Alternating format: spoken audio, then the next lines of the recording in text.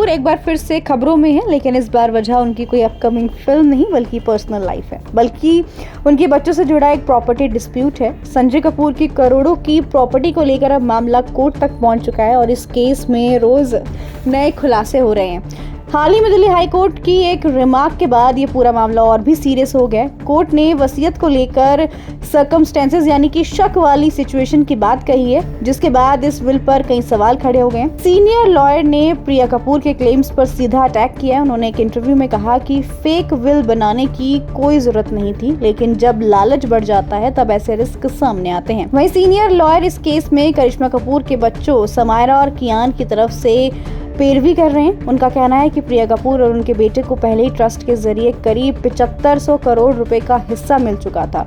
ऐसे में नई विल के जरिए एक्स्ट्रा क्लेम करना अननेसेसरी और रिस्की स्टेप माना जा रहा है। अब इस केस में प्रॉपर्टी वैल्यू को लेकर भी बड़ा खुलासा हुआ है।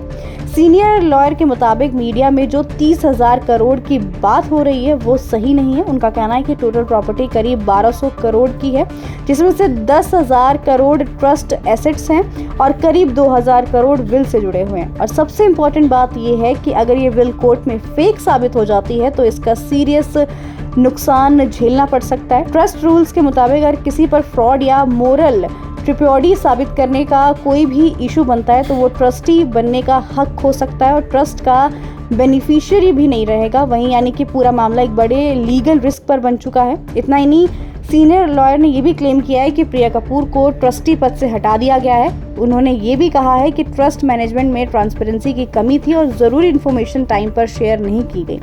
दिल्ली हाई कोर्ट ने ई-स्टेट को प्रोजेक्ट और प्रोटेक्ट करने के लिए फिलहाल बड़े ट्रांजैक्शंस पर रोक लगा दी है। अब देखना ये होगा कि आगे कोर्ट क्या फैसला देता है और इस प्रॉपर्टी डिस्प्यूट का फाइनल रिजल्ट क्या होता है।